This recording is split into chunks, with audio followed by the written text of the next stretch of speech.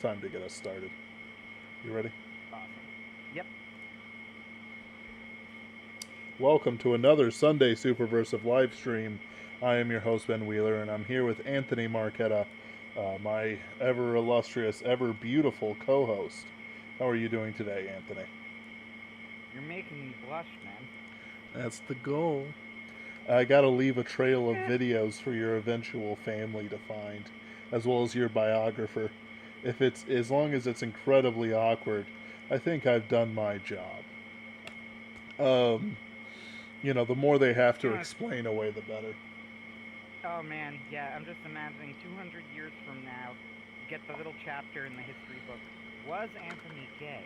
And then you just start talking, and then you just see the little explanation going. There's evidence for and against.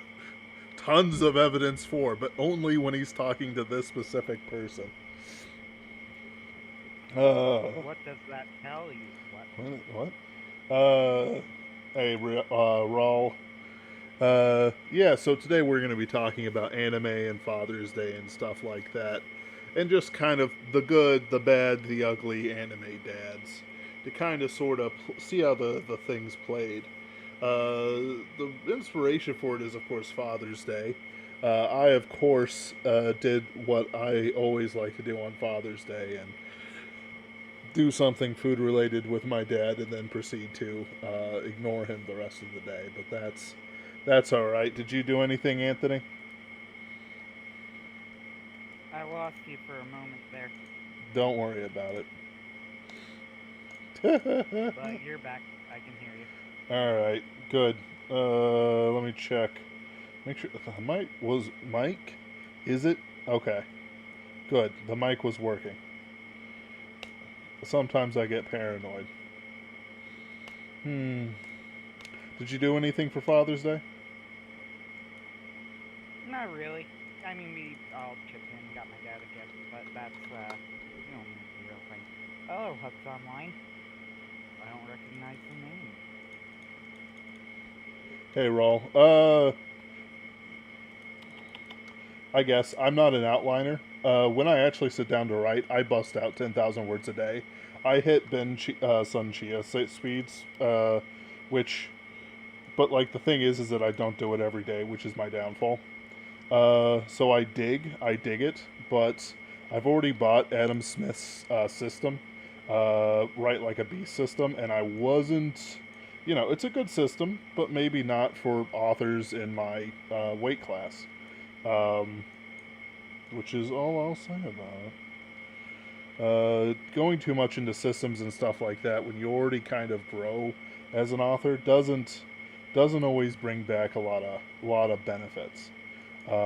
Like you're more like it's better to put the money aside to like buy editor time or something like that, just for the Well, simple reason. Hmm? Yeah, Orson Scott Card has always said that don't take a writing class. If you want to be a writer, take a history class. Mm, I could believe that. That's actually not that bad. Uh, yeah. So Which it's is like, funny because he teaches writing classes himself. But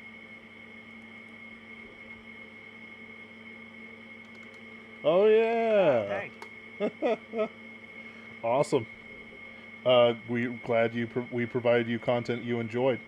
Um, it is our goal here, even if we're snarky jerks about it.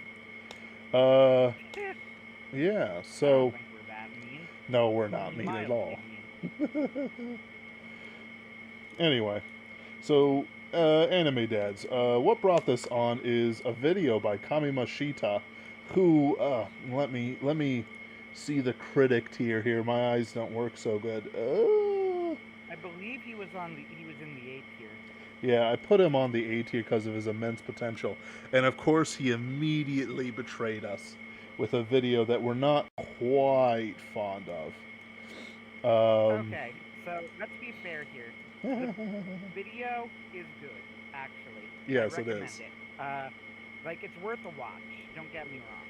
And it's not that everything he says in the video is wrong per se, but I think that he has a lot. This video shows a lot of tunnel vision. He had an opinion. He was kind of trying to.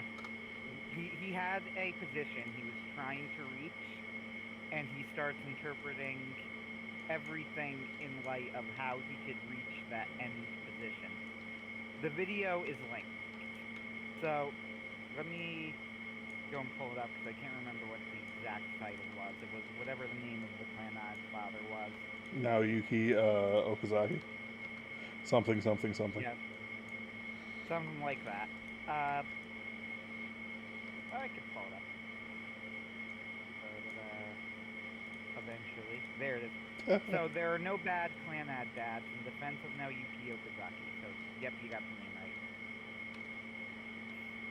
And the gist of the video is exactly what it sounds like. So for people who don't know the show Clanad, Clanad is a romance anime about a teenager who falls in love with an awkward high school girl, and I'm going to.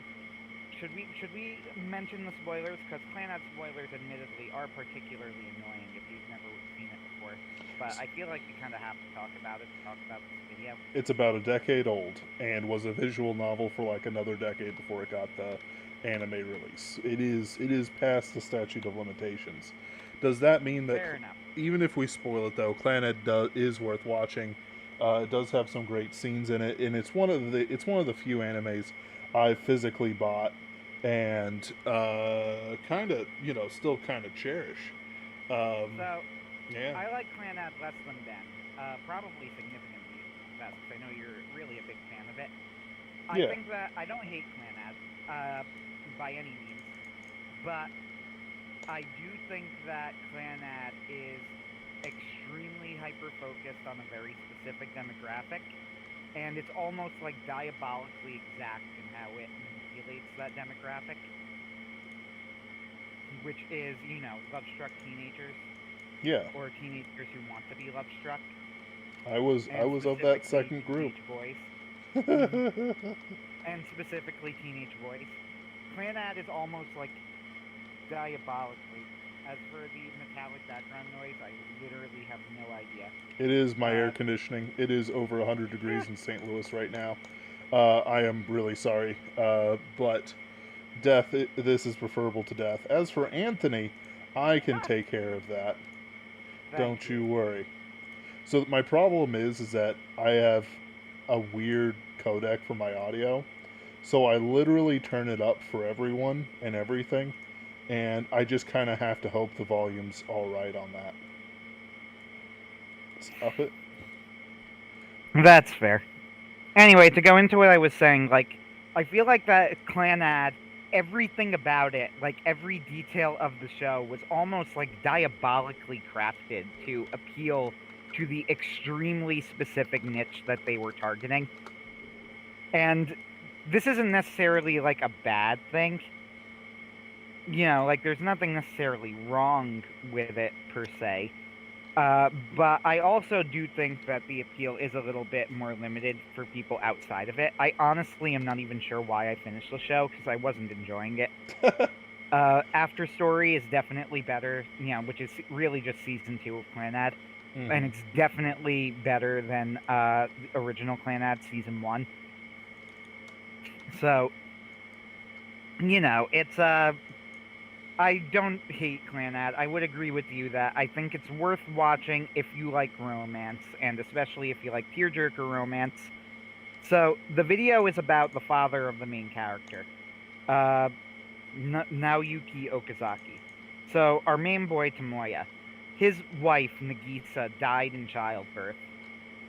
He's raising his daughter alone. He starts off raising her he starts off not raising her, I should say.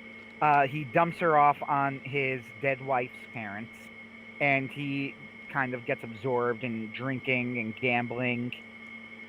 But eventually, the parents sort of manipulate things in such a way that eventually Tomoya is given the chance to is kind of forced into raising his daughter again. But once he gains that opportunity and he's forced to spend time with her, he starts to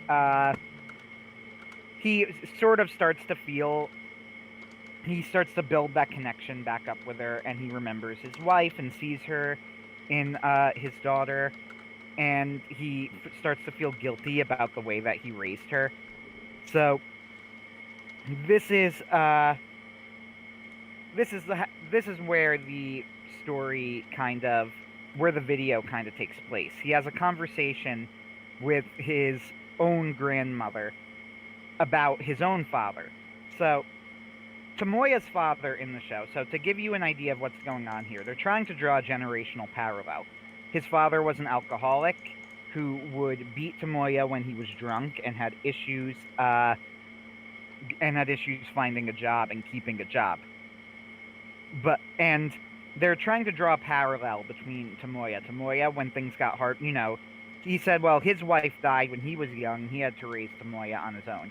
So Tomoya's wife dies when Ushio was young, and Tomoya, like his father, and by the way, I do think the parallel is valid. I don't think it's a bad thing to make the parallel, but anyway, he, like his father, he abandons his daughter, though he does it in a different way by shoving her onto his wife's family, and he gets into drinking, and he starts abusing his body.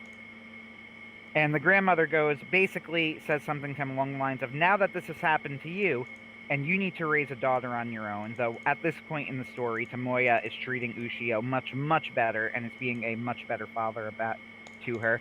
But they go, now that we are at this point in the story, you really need to look at your father in a different light, and, not be so harsh on him. Right? So, Right. this is what's going on so this is kind of what's going on, and Tomoya does this, and he meets his father, and they sort of reconcile when he realizes that his father, in the end, even though he made mistakes, really did love him and really did care about him and was trying his best. So, none of this bad. I don't even think that making a connection between the two of them is bad. There's absolutely a generational parallel here. What I take issue with is the idea that the video's title, There Are No Bad Clan Dads, and it's a defense of Naoyuki Okazaki. Because I'm not sure if you could really defend Naoyuki, that's the name of Tomoya's father.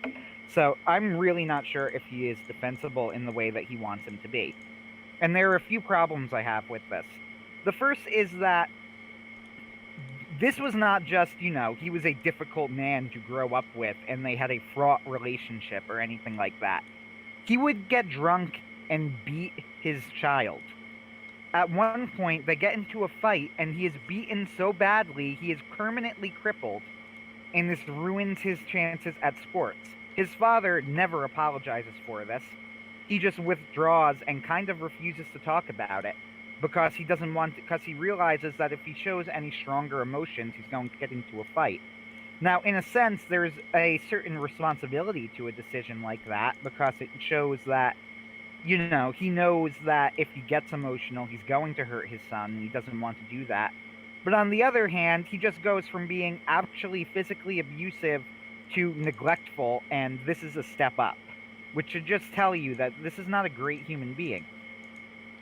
The second thing, too, is that the comparison between Tomoya and his father and Noizuki, I don't think works as well as the show wants it to, because what Tomoya did to Ushio is nowhere near, not even close to the same level as bad as what his father did to him. For one thing, while he does neglect Ushio, he doesn't leave Ushio to fend for herself. He gives Ushio he hands her off to her grandparents, who are amazing parents and actually are great parents in the show. In fact, they're some of the best parents really I've seen in fiction. They're easily the best characters in the show. And the fact that Ushio is not being raised by her father is a very bad thing. I'm not defending Tomoya here. It was absolutely wrong for him to do this, and the show is very clear that it was wrong for him to do this. With that said, Ushio was living a good life in her own way. Her grandparents were both loving people who raised her well. The second thing, too, is that Tomoya never physically touches Ushio. he would never. And the implication here too is like it's never even on his radar. It's not even brought up. He doesn't have a temper issue or anything like that. Right. You can't. It's honestly like you can't even imagine Tomoya ever hurting Ushio. It doesn't fit with the character at all. It would be a total betrayal. It would be like if Luke tried to murder his best friend's son in his sleep or something. It just doesn't make sense. We can I talk have a about big that jug later. of water in front of me. Yeah. So so I don't think the parallel works on that level either, where he's like, now you need to deal with it. And to me, I feel like if I'm Tomoya, I'm going, so wait a minute, I had to deal with it, and I would never touch my daughter, and I had to deal with it, and I made sure that my daughter was being taken care of. What did my father do? And this was an unintentional implication, but it sort of turned to look to me like he was almost saying, like, sure, he beat him so badly that he became permanently crippled because he would get drunk and couldn't keep a job. But, he got him toys sometimes. So, Doesn't that make it okay? And no, nope, not at all. not even a little bit. It shows up quite a bit, like easy forgiveness. I've talked about the fact that I've had a pretty bad upbringing, not as bad as some or most really, who experience abuse and stuff like that. But there was a lot of shouting, and it was one of those things that created unsafeness. I couldn't interact with things. My dad never beat me, but at the same time, it's like the damage that is done to a child through their parents are there for life until they take a great effort, the children, not the parent, until they take a great effort to repair themselves. Normally, it's through, religion, through Christ. I couldn't, I have so many peers that have turned to drug abuse, anger, power abuse, all kinds of crazy stuff just because they had a bad childhood. Temper's worse than mine, appetite's worse than mine. One of my friends who I grew up with and treated like a brother is in a Californian prison for drug possession and all these other things. I have no idea why. I assume he was brought up in the same circumstances that I was. And it's like Tomoya grew up and he was on a delinquent path. He got into fights. He was having issues with other people. He and Sunahara, who, is probably one of the best friend characters in all of anime. Even though he's kind of a joke of a character. It's like, he had that brotherhood there, but at the same time, it's like there was no social connection. He basically doesn't have a social life outside of Sunahara until he starts interacting with Nagisa and Fuko and all Kyo and the Fujibayashi sisters and so on and so forth. They sort of Tomoyo, and I can't remember the violin player's name. It's okay, because I remember none of their names except Tomoya and Nagisa. Fair. They're honestly the only two that you need to remember. But it's like the damage that was done takes more than saying I'm sorry. I have only gotten an apology once from my father for the things he did. And that was after he nearly angered me to blows and we were hanging together. But by the grace of God, I had gotten to the point where I could forgive him without him saying anything to me. So I didn't punch him in the face. When, we were at grips with each other, and I could have punched him in the face and be perfectly in the right about it as the world sees it. I'm not under the world, I'm under Christ. These things I have been wounded with do not need to dominate me any more than I allow them to dominate me. And that is so important, especially for Christians out there. It doesn't matter how bad the wound is, there is healing in Christ. It's not the healing you're gonna want. It's not like this super awesome everything's fun time that oftentimes anime and I think Clan Ed is a little bit guilty of. it's hard work. It's, the 70 times 7 forgiveness method that Jesus talks about. These anime dads, who are all evil and stuff like that and abuse their kids, created this damage, and every single one of those kids has a choice that is so important that you literally have to be told it's important. You have to be told every little detail of it before you can fully understand it. Whether or not they continue the family damage. Tomoya almost continued the family damage. He was gambling, he was doing all this stuff, but basically, he remembers himself, comes back, and is a father to Ushio. It's it's very touching. It's very heartwarming. He comes back in and he's a father to him. Like you said, he never thinks about like yelling or beating her or anything I like mean, that. It's not. he's a little bit frustrated with Ushio at first, but like that's basically what it amounts to. He's a little Yep. bit frustrated with Ushio. Yep. And that's basically it. Yeah, and it's nothing. It's not comparable at all to some of the stuff that could have been, and oftentimes is in sordid stories about dark things and dark people that are dark for no other reason than to make it dark. Yeah, and by good fortune, I can safely ignore those stories, but especially in anime, they're all over the place. Like Hugs Online says, forgiveness doesn't mean you believe in reconciliation. Well, it's more like you don't need reconciliation. It's like it's just there. Especially for characters like in Clanad, where it's like, yeah, Naoyuki goes down to the grave, never properly reconciling with his son, and Tomoya has to bear that weight. Maybe he writes a letter or something like that saying he's so sorry on his deathbed, but that's a small. That doesn't heal it. That doesn't do anything. It's just kind of a parting shot, because now Yuki is basically a boomer. And I mean, he actually might be a boomer. he is literally a boomer. Oh, The time frame is actually accurate maybe for Jones. a boomer. See, I view Jones as like the unluckier boomer. They would be boomers if Generation Jones. So, for those of you who may not be um, familiar, it basically goes boomers about 10 years on Generation Jones. Generation Jones are boomers, except they didn't get all the money that the firstborn did. Then you have X, Y, Millennials, Z, Alpha. I think we're on Alpha as the ones being born right now. They don't really have a name. Alpha's just a name people throw out. I've heard the last generation. Last generation? Yeah. Ooh, which is ominous. That's not a good one. Have a good one, Raul. Mm-hmm. That's an ominous name. That is an ominous name. I hope it's not true. Especially since they're the children of Gen Ys and Millennials at this point. I would say more Gen Ys than Millennials, but what do I know?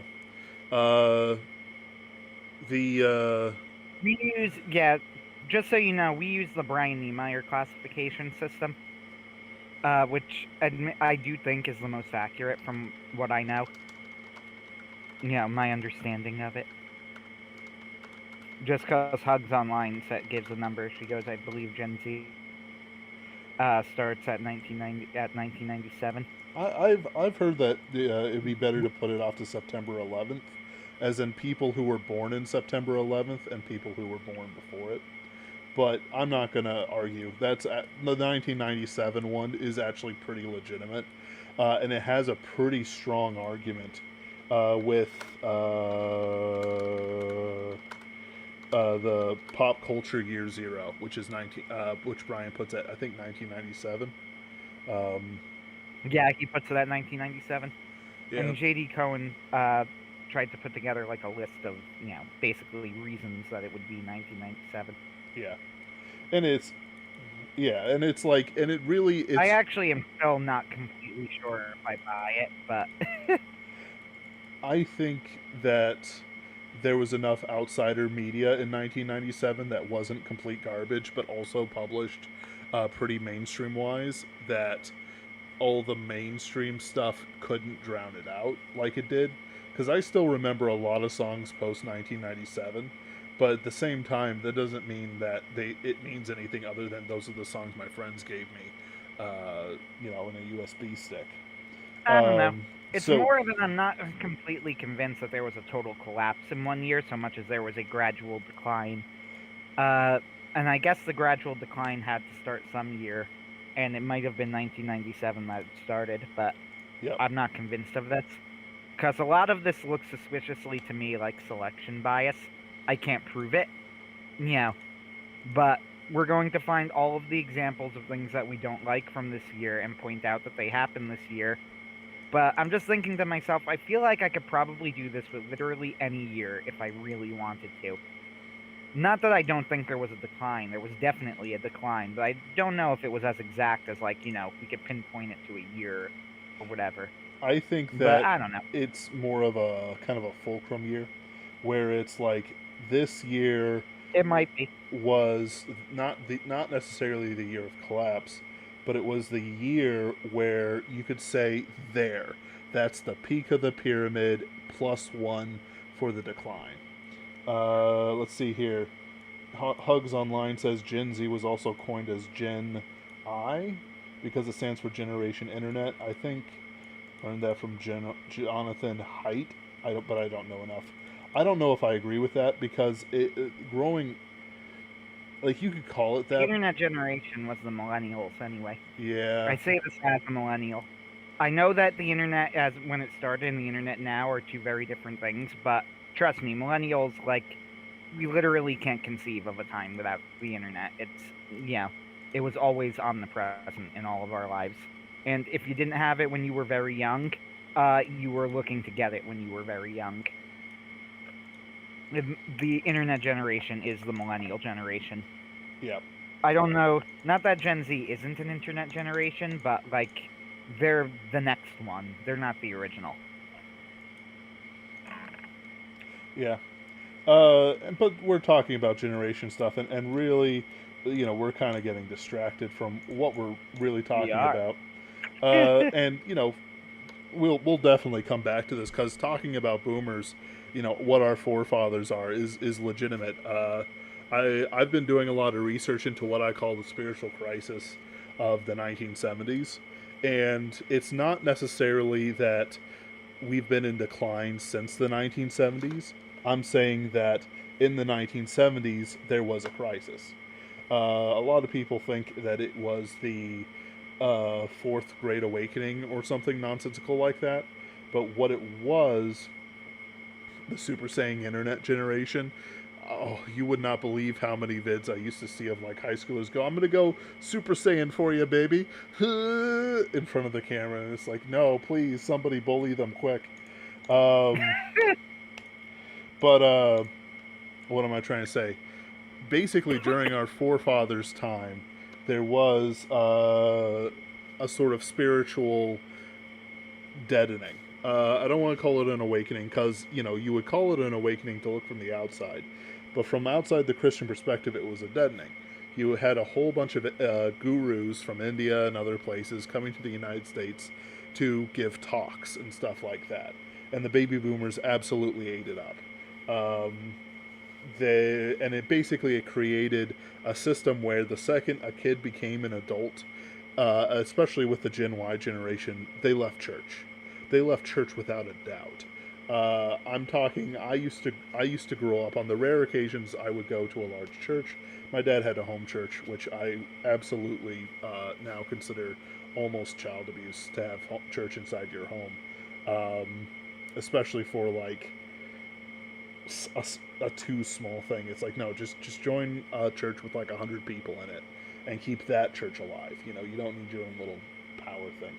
But it's it's like how do I want to put it? Like every time I would go, it would be full of people, and it would have all these friends that I hadn't met, and it would have people my age, and they would talk about things. And of course, there was always that youth group pastor with the two small jeans talking about an emotional Jesus story that was, really feminized.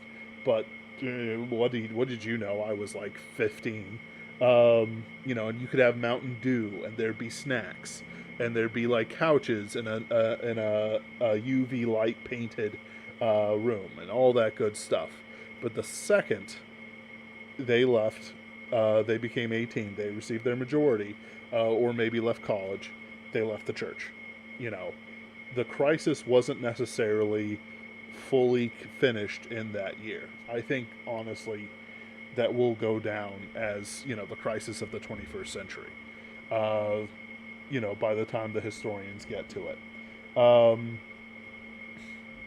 uh, with a lot of other things, with our parents going, they have the excuse of, what they grew up with, but also they don't have the excuse of what they grew up with.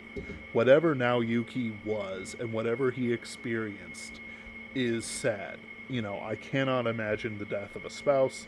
All my parents are hale and hearty, and so on and so forth. Um, uh, and then it's like, the abuse he laid on Tomoya almost perpetuated the abuse that maybe even he had. Bradford Walker has a great point.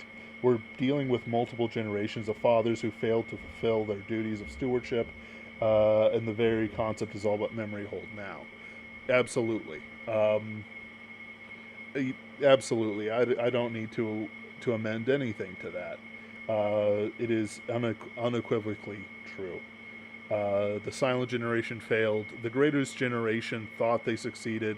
And honestly, I don't blame them as much as anyone else, because they had no idea what was going on until it was too late. Um, you. I don't want to do it. I kind of blame the silence as much as the boomers. And I don't really blame the Gen X as much as I probably should. But it's like there's at least 3 generations that was like, nah, son, you don't need any of this stuff. Nah, daughter, you don't need any of this stuff. And it's like, I don't. Well, Mm, everything past the boomers I think of as a victim generation more than a perpetrator generation. yeah, I can, yeah. Yep. I mean, not that the millennials are making things better for themselves. They are absolutely not and are deserving of quite a lot of blame. But at the same time, the reason that they are the way they are is because they're copying the boomers. Yep. Yep. Yep. Yeah. And so, let's kind of move on. Let's contrast up a few things. Some good fathers. Who's a good anime father? Uh, if you want to go in the same show, Fuko. Was that his name? The Nagisa's Huh? father? Oh, Was Nagisa's father yeah, Fuko? Nagisa's father was actually amazing.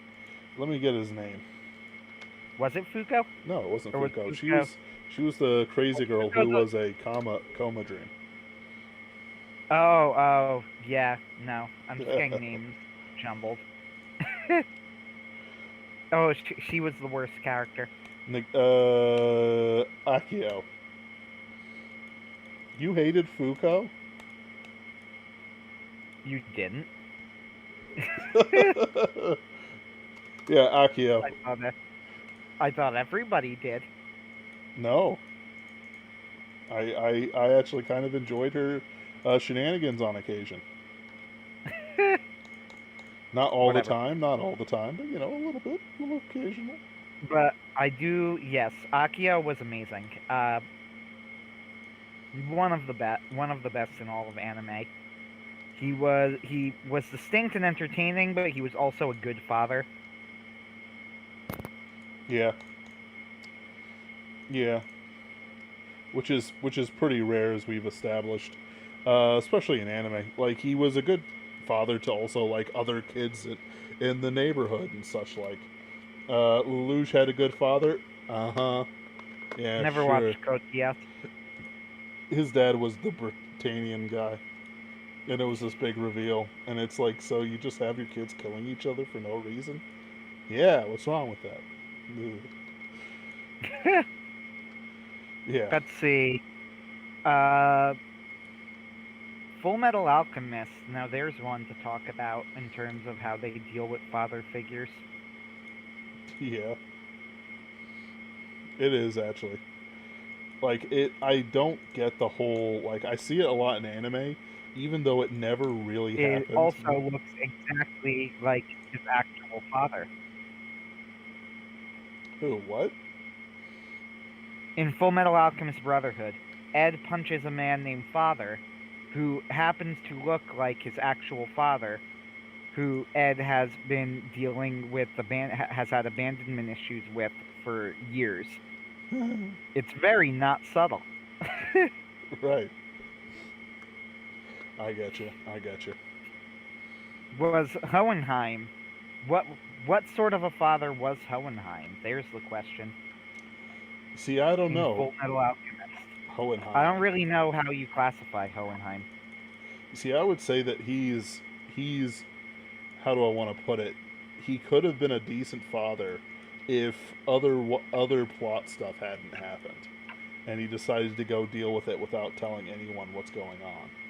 Which I can't really say he was a good father, with that kind Yeah, of how do stuff. you really judge Hohenheim? Like, okay, what he was doing was clearly incredibly important, and it was in fact the actions that he took that ended up saving the day in the end. It's what reversed the main villain's plot, and stopped him from like absorbing the country. So clearly he had to do it, right? Mm-hmm. But at the same time, yeah, it's like, did he need to do it that way? Because it does feel a little. I will admit, if you want to talk about this as a flaw of Full Metal Alchemist, there is a little bit of what going on where you're just like, what exactly was Hohenheim's plan? What exactly was? I personally believe you could have taken Hohenheim out of the plot and changed very little. That's not true. The ending wouldn't have worked at all. Really? The entire ending, in fact, if you want to talk about another criticism, here's the real criticism. Nothing that Ed, Al, Mustang, or any of them did mattered at all to Father's plot. The only person's actions that mattered were Hohenheim's. Because his plan would have worked perfectly if not for what Hohenheim did on his own to reverse the effects.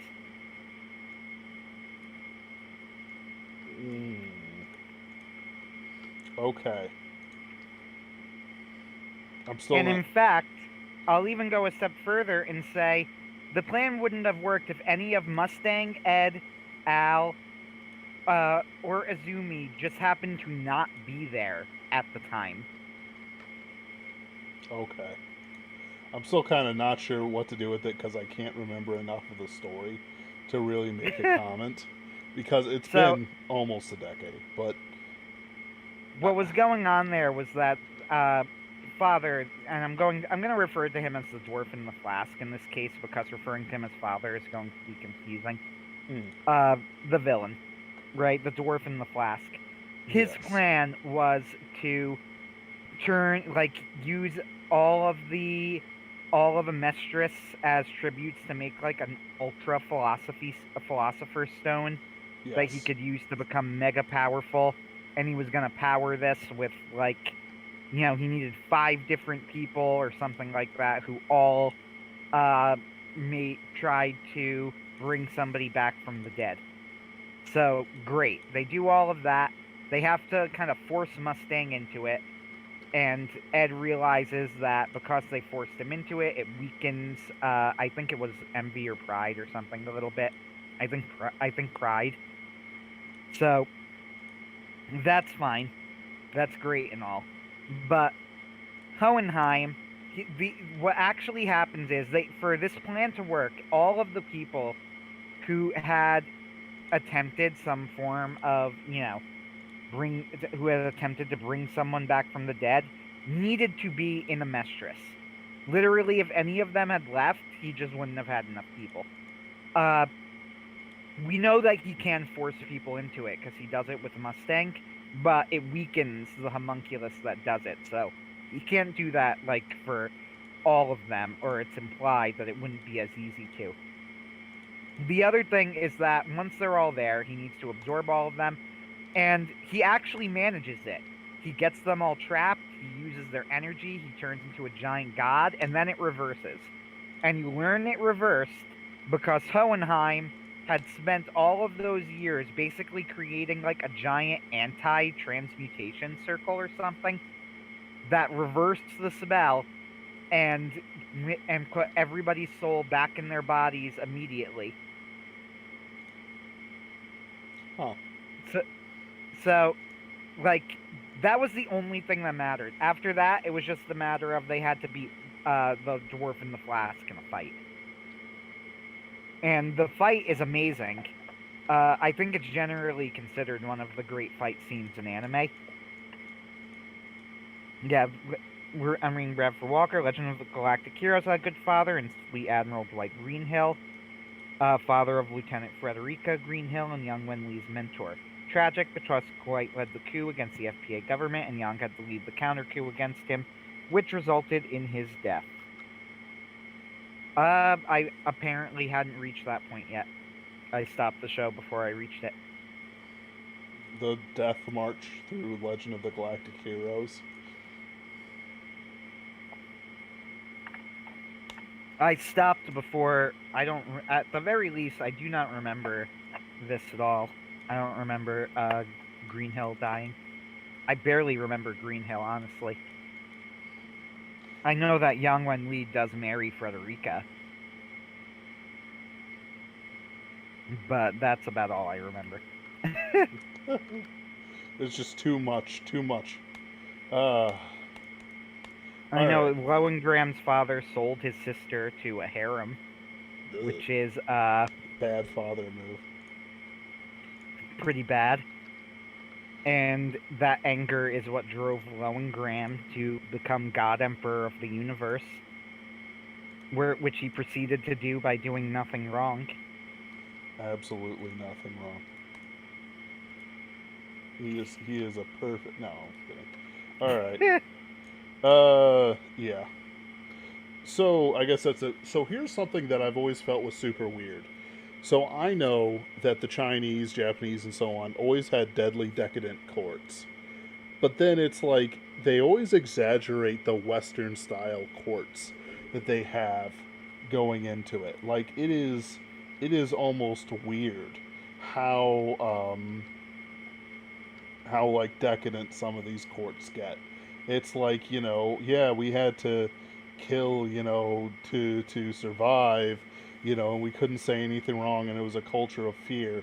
And it was like, but you're supposed to be the Western ones, though. Like in Fire Emblem, not Heroes, Fire Emblem Fates, I think maybe.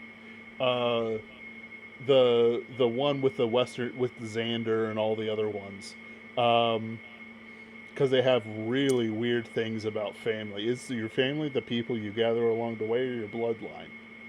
And it's like it's your bloodline, but your friends are still precious to you. But whatever. Uh, how do I want to put it? Like having characters who come from such a dysfunctional society that out of like however many wives and kids he had, only four survived. And it's implied that he had like, 20 plus kids or something ridiculous like that with like 10 wives. I don't understand how any of them could be any sort of functional with this stuff, and I've seen it in like anime I usually drop because I just don't have time for it. Where it's like, we've we've you know the deadly decadent court. You had to hide your true intentions, and you always had to like kiss up to people just because your dad's the emperor, and it's so so this weird. all comes. This whole little subgenre comes from blanking on the name of it. It is an incredibly famous, incredibly old work of literature. Arguably the oldest novel, though it's questionable if it's even a novel. Tale of That's Genji? Tale of Genji. Yeah. This comes from the Tale of Genji. I getcha. Which is one of those stories that's extraordinarily influential on culture in ways that it's honestly hard for us to imagine. I think, like, because there's very little in Western literature outside of the Bible that's, you know, bordering on that type of influence. And since there is no real Bible in Shintoism and Japanese culture, and no compendium of stories, at least, especially the way that we have it, stories like the Tale of Genji, are really, really, really influential there, along with things like Journey to the West and whatever. Yeah, Hail Mein Kaiser. But anyway, the point being that that's where that comes from. The whole like deadly decadent court and that massive court, that comes from Tale of Genji. Huh. Because I've always felt it's been so exaggerated with this stuff that it can't possibly be any sort of like acceptable, not realism, but like Yeah, in FMA, they actually like when they talk about Jing, they mention Ling says something like that he has 20 different brothers or sisters, all of whom are at each other's throats, because they're all trying to become the emperor. So, she kind of takes it to its logical extreme, I think. I could see And that. don't get me wrong, I sort of like that.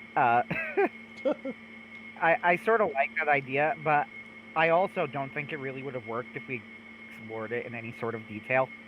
Like, it needed to be kept on the outside, because as soon as you think too closely about it. Yeah, I getcha. I mean, and it is a strategy. I was Like, just it's hard to see a stable. It's hard to see how you keep a stable or functional society with, the 20 different children of the emperor all trying to murder each other because they want to be the king. I getcha. In terms of dads, Thor's from Vinland Saga. Have you seen Vinland Saga? Nope. I did not. Alright, let's look it up. Sorry, don't know anything about him. That's fine. Characters. What, Thorfinn? No, son of Thor's. Oh, there he is. Thor's Vinland Saga. Thor Snorrisson. I always think the snores are always kind of a funny name. Because it means something different in English. So yeah, sorry, Hugs. I'm looking through this. Yeah, it looks like he was a pretty good influence on him.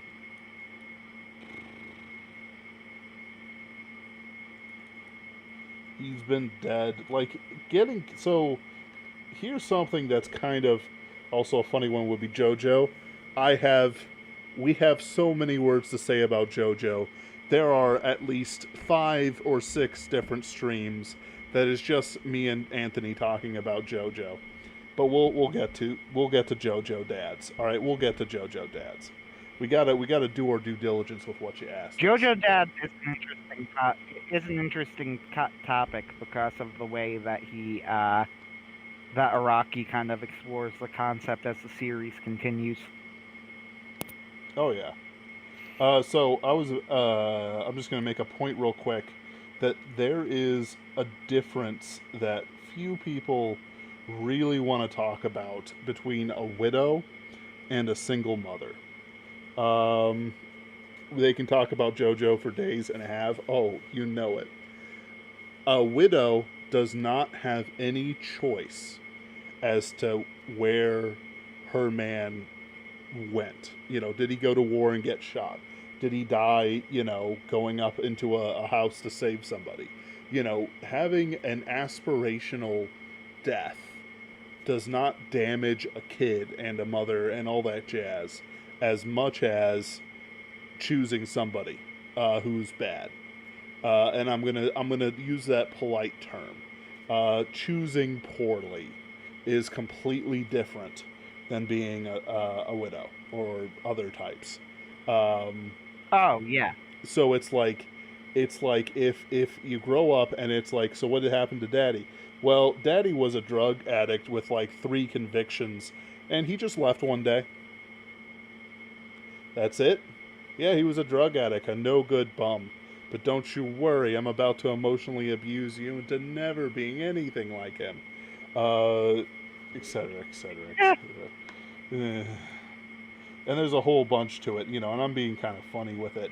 But it is seriously, you know, like we're half talking about dads, and we're half talking about not damaging your children so that they live healthy and proper lives. Um, which isn't always guaranteed. Vinland Saga, we absolutely should watch Vinland Saga sometime, and it is something I really do need to see. Um, I might read it. I'm not so interested in watching it. it's supposed to have a good dub or a decent dub. I don't know. Let's see here. I guess we'll talk about JoJo dads. Um, like what? Oh, You've sorry. unleashed the beast. Yeah, right. He mentioned JoJo. We'll finish up with Thor though. Thor's is that he provided an aspirational example for Thorfinn, um, which is a lot better than a lot of anime dads out there, especially ones who die kind of dumb in some of the things I've seen. Talking about JoJo, so dad wise, there is sort of like 2 tiers to it.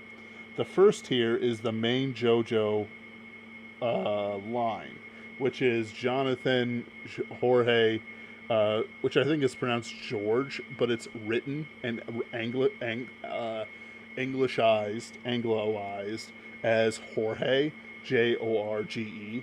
Um, So that we can get the Joe out of it. right. But I'm pretty sure they mean George. And then there's Joseph, and then Jotaro. And those are the 4 dads in the main line. And then there are other characters who are fathers outside of it. There's Okiyasu's dad. Um, I can think of it. I can think of it. There's The Zappelli, Higashitas. the And I'm Higashikatas. talking about the part. Yeah, the part 8 Higashitas. Yep. And Uh, the Zappelli line. And I feel like there's another one.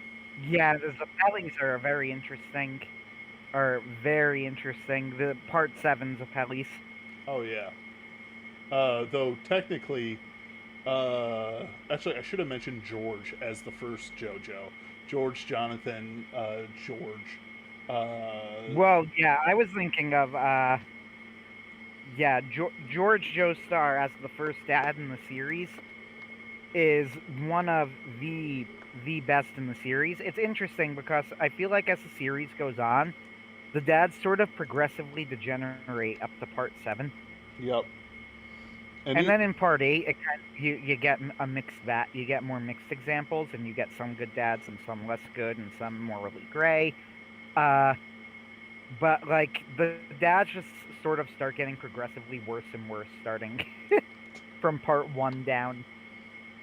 Unfortunate. But what's interesting about it is, I think Araki does a really good job portraying the effects of, have absent fathers and bad fathers, and it's like that. Oh yeah. Yeah, Johnny's father. Having Finger says Johnny's father in Steel Ball Run. Right. So alternate universe, George Joestar. Yes. Yep. And I don't like the idea that alternate universe means like they no longer have the virtues that they had as normal balanced people. Um, I would argue that Steel Ball Run, and I think that sometimes Araki and Johnny don't get enough credit for this. I would argue that Steel Ball Run is about Johnny's development into a hero worthy of the JoJo name. ooh, ooh, I like it. Because at the end of the story, he is offered a deal by Valentine that earlier in the story he absolutely would have taken. Later in the story, he claims that, basically, my moral sense isn't it's not developed enough that I could tell if you're telling the truth or not. But as soon as Johnny realizes, that this man is lying to him, he kills him because Johnny has developed at the end into a hero. And this is confirmed when he goes after Diego Brando, even though there's really no benefit to him anymore. In fact, it would make more sense if he just goes for the end of the race, right? Yep. Like, if he just went for the end of the race, it would be better. Johnny, by the end of Steel Ball Run, has turned into a hero, where at the beginning he was very selfish. This is the story, as he says, of how I learned to walk, metaphorically speaking. That's why he originally joined the race. He originally joins the race so that he could learn to walk. By the end of the race, the villain offers him a deal to bring his friend back, and he turns it down because he doesn't trust the villain. And then he risks his own life to stop another villain from getting a hold of the corpse carts, even though there's really no benefit in it for him. So I would say that that's the point of Steel Ball Run. Steel Ball Run also has this very interesting scene at the end where alternate universe George Joestar shows up and apologizes to Johnny in the middle of the race, which is honestly kind of weird. Yeah. Especially since it's like, oh, my son might win the race. I better apologize. So hold on, I don't think you're gonna take it that way though, because he seems genuinely emotional, and Johnny seems to take it seriously. Yeah, I'm being a little sarcastic with that. Let's see here.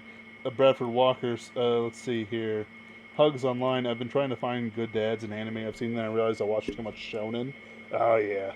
Oh yeah. So you can see that that's an issue. Hey, when do you think Deku's father is gonna show up? He's on a business trip, and the unusual virus of uncertain origin shut down everything, and one for all, or all for one, no flights out of the country. So No. he's just on a business trip, Anthony. He's going to come back. Right. He's on a business trip. He's literally never been mentioned. Anthony, he's on a business trip. Because let's face it, All Might's his real father, and we know it. And honestly, it wouldn't even be that big of a reveal if he were actually his biological father at this point. Right. What would it even change? It wouldn't change anything. Though, No. you're gonna look Deku in the eyes and tell him that his dad isn't coming back from his business trip. Yeah, me. And then Deku goes, "Dad." And he goes, "I had a father?" And he goes, "Oh, Deku, sit down. Sit down. We gotta explain some things with you, dude."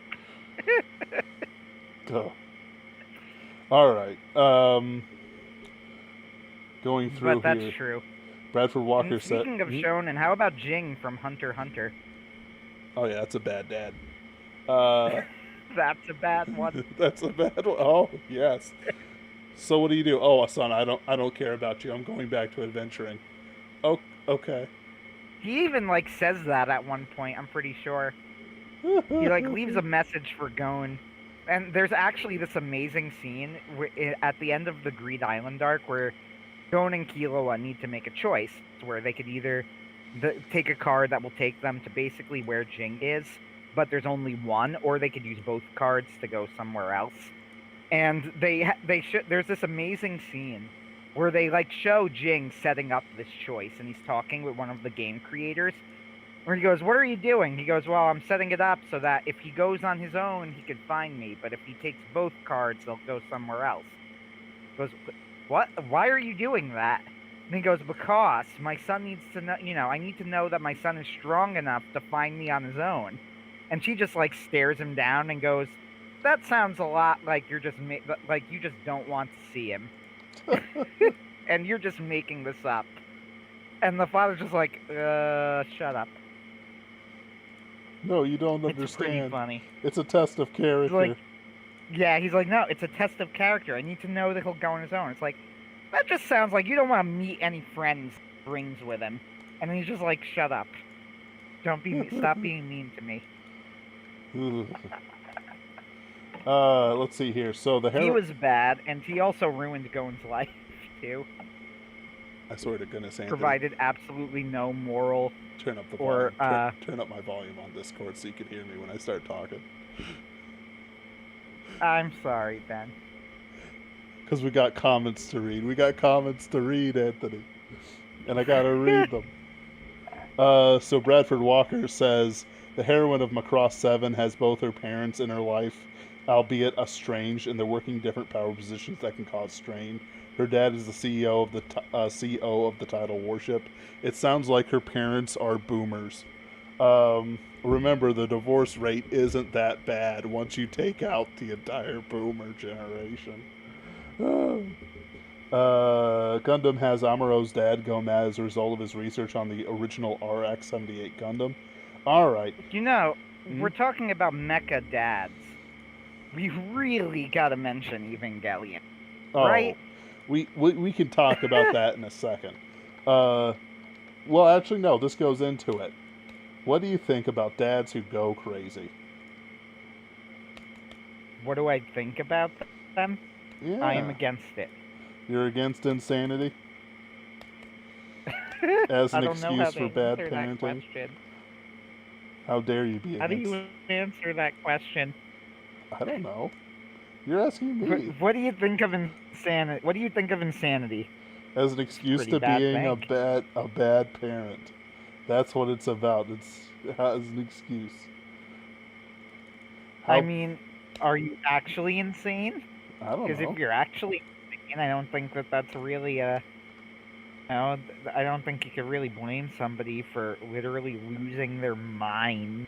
Okay, but what if you want to avoid your son so much that you run off and you build a secret organization where you make giant robots imbued with the spirit of their dead mother,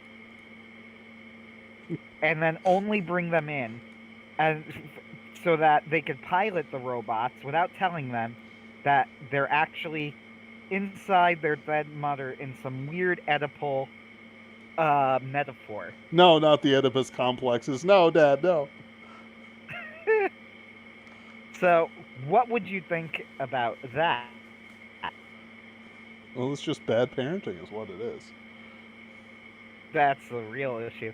Somebody, one of those Facebook memes, one of my favorite versions of the meme, was literally something like, you know, he goes, boys will want to avoid talking about their feelings so much they'll literally found a secret organization and imbue their dead mother's soul into robots to avoid therapy. Yeah, so would I. Yeah. You know what? That's correct. Shinji's quote-unquote dad. Yeah. That's about right. Shinji's dad.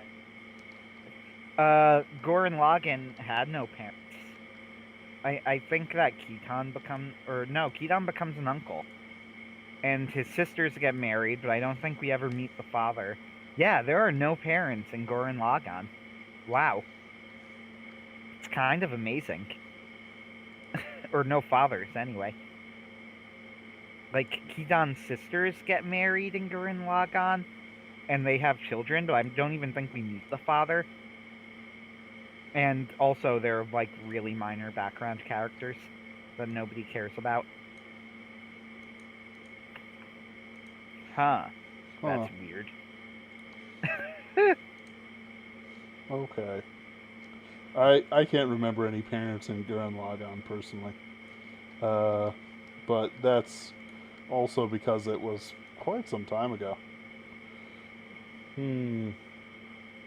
The dad in Kill la Kill. Actually, Kill la Kill is a great example because we get two fathers in Kill la Kill. We get the father from what's her name? The friend. Mako? Yeah, Mako's dad, who is the worst character in the show and is awful, and I hate him. Compared to the little And son, I hated the son uh, way more than the dad. yeah, but the son got it from the dad. That's true. Also, the son was like perving on a teenage girl, which is somewhat understandable when you're that small and whatever. The father perving on a teenage girl. Now that's just creepy and weird. Yeah. And really disturbing, and I hated him. But Anthony, you don't understand. It's for the sexualization of clothes metaphor. It's a metaphor, Anthony. Anthony, no. It's just a picture of a cat going like, no, you don't understand. It's a metaphor. It's a giant metaphor. It's about sexuality, like it always is with Trigger. Dad, Ryuko's dad, and I, Satsuki. I would low key say that he's a better father than like he is. He is a top half father.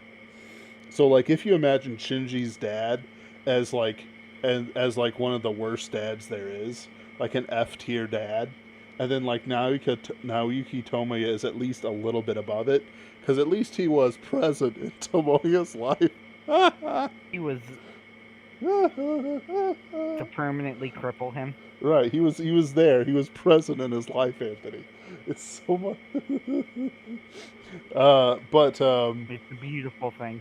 right, but like Ryuko and Sasuke's dad is like a B tier. He's not great, but at least he tries to fix his own mess and like give gifts to his daughters and stuff like that. Don't worry about the fact that it's a weird sailor suit and marriage thing. Don't worry about it. Anthony, stop worrying. Stop worrying about the metaphorical implications. The father in Kill la Kill is a weird one, like, because it's true. So basically, what happens in Kill la Kill, you could really summarize it as something along the lines of like the father joins a weirdo cult, and then when he realizes that the mother is insane and will kill his children, he manages to rescue one and tries to raise her on his own. And they don't have a very close relationship, but he doesn't mistreat her. Right. And it's apparently close enough that she feels honor bound to avenge his death. Yep. So I wouldn't say he was, after all of that, a bad father. Did he even know about Satsuki? I'm not sure if he did. And for that matter, I don't know, actually. You're right. He might have, but even if he did, like, I feel like he did pretty much what he could. Yeah. And he wasn't like a close father with Ryuko, but they clearly had some sort of relationship because Ryuko is upset about his death. Like, it bothers her. Yep. So even though she says herself that, like, more of an honor thing than anything else that she's avenging his death. Right. But at the same time, there's a level of emotion there that I think is a little bit, it's almost too much for it to just be like an issue of pure honor. Like she's too emotional over it. Just because it's like there's that personal connection there. And that's part of like what is necessary for a lot of this stuff. Just because it's if there's no personal connection, they're not apparent. That's just how it is. I mean, to go back to JoJo, that's kind of the point of Part 6, right? So, Part 6 of JoJo, which is the one that's going to be coming out, the main father figure in this one, who plays a major role in the story, is Jotaro Kujo. Mm-hmm. So the Part 3 JoJo, and canonically in the story, he has had almost no presence in Jolene's life. The interaction she's had with him came from when he was very little, and when he got her arrested after she took a car for a joyride, which Jolene is still very bitter about. And Mm-hmm. then he ran off. So we learn in story, like, this doesn't really make sense with the character of Jotaro as we know it. It doesn't sound like something he would do, because he's an asshole, but he's an asshole who is close with his family in the story. Yep.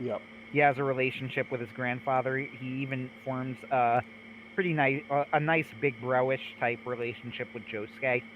Yep. So it doesn't really make sense that he would abandon his daughter. And we learn that the reason that he abandons his daughter is they imply that stand users attract other stand users and that this was causing them to be in constant danger. And then it's revealed more that it has to do with Pucci Mm-hmm. specifically targeting him. So he left her behind in order to keep her safe. That whole cliche. Same thing that sort of similar to what Hohenheim does, though not exactly the same. Because Hohenheim wasn't explicitly protecting he wasn't explicitly protecting Edenal, but he was indirectly protecting them since what he did involved the fate of all of the Mestris, including them. And also, by the way, I haven't watched Attack on Titan except for like the first 3 or so episodes, so I couldn't say. He turned his But dad into a living weapon. I mean, his son into a yeah, living weapon.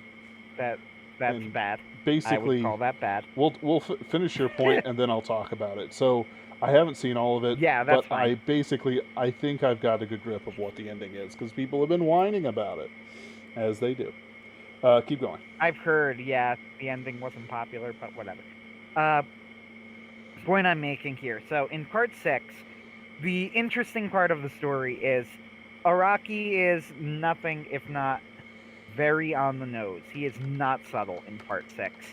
It starts off with them talking about, like, is it true that if somebody is born into a broken home with no father, that they're destined to be a criminal? And Jolene, of course, has ended up in jail, though it is for a crime that she did not commit. On the other Mm-hmm. hand, as has been pointed out, she would probably have ended up in jail anyway because she did help to bury a body Right. and hide it from the police. So maybe not for as long, but she probably would have been in jail. Yep. Just throwing that one out there. But, they mention, so that's like the underlying thread of the story, that because Jolene hasn't had that relationship with her father, it ruined her ability to form relationships, especially with boys. So she picks bad parts, like Romeo, who I'm still not sure if that's actually his name or if that's her pet name for him. But she only refers to him as Romeo in the story, so that's how I'm going to refer to him. Uh, Finally, she has this meeting with Jotaro. Basically, gets pissed at him. Yeah, part 6 discussion, Super Sunday Superversive live stream bingo. Look, fathers, talk about part 6. Uh, so in the conversation that Jotaro and Jolene have, Jolene basically vents all of her frustration onto Jotaro for just not being there and only showing up, and not really wanting to help her. But the entire plot of part 6 is driven by Jolene trying to save Jotaro by getting back first his stand ability and then like his life essence or memories or something. Yeah. Whatever, it doesn't matter. Basically. His stand ability and to like his memories or something, and that becomes the plot of part 6. But the reason that it becomes the plot of part 6 is because Jotaro protects Jolene from an attack from White Snake, and the last thing he says before he loses his stand and his memories is, "I always cherished you."